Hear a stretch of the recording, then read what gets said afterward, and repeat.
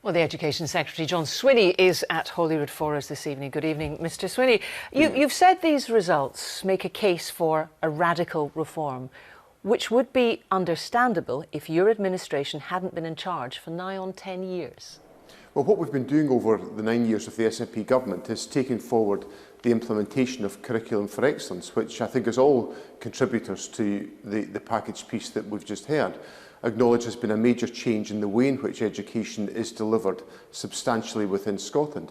Now, when we asked for independent assessment about Curriculum for Excellence, the OECD indicated to us that Curriculum for Excellence was a bold and strong reform that was right for Scotland, but they also identified a range of different interventions we had to make to strengthen Scottish education. And when the government had the first insight that educational performance was falling in 2015, we took action to take forward the necessary measures to address those issues. So are these results a failure, or is average good enough? The average is not good enough, no, it's not. And I'm determined to improve the performance of Scottish education.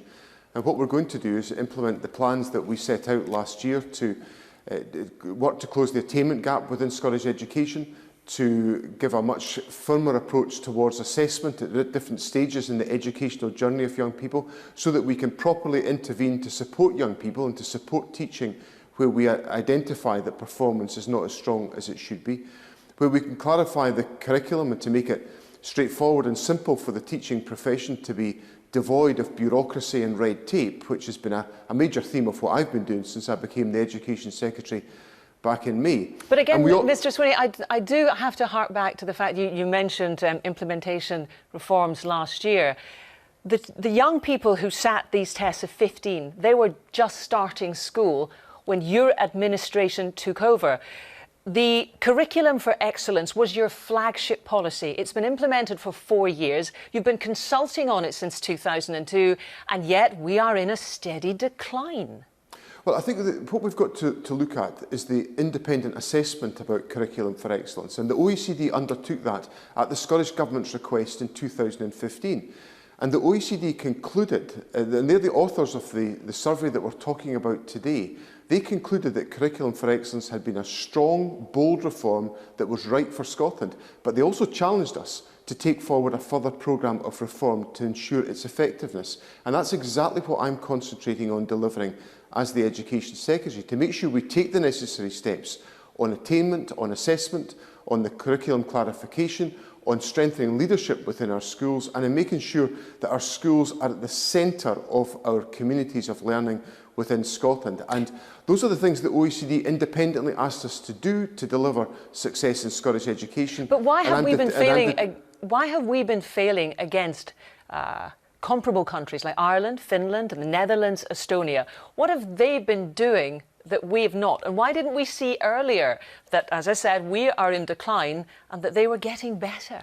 Well, the first sign we saw of a decline in performance in Scottish education was in the spring of 2015. And what that prompted the Scottish Government to take immediate action to establish the National Improvement Framework, which was launched last year, to take forward the attainment challenge that is concentrating on closing the attainment gap in Scottish education. So at the first sight of that decline, we took action. Now, the survey that's been talked about today was taken at that very time, in the spring of 2015. So the actions that we've taken have been sustained and clear to address these issues, and I'm determined to press on with that agenda to make sure that we tackle the underperformance in Scottish education and that we restore the strength and the credibility of the education system by improved performance across the board in Scotland.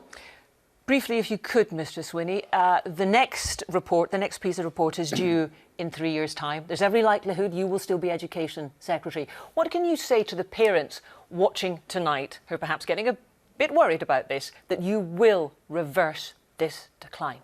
What I can say to parents is that I am 100% focused on improving performance in Scottish education to make sure we take the right decisions to ensure that every single young person in Scotland has got the opportunity to realise their potential within Scotland, and our education system must deliver on that, and I will make sure it does. John Sweeney, thank you very much for your time tonight.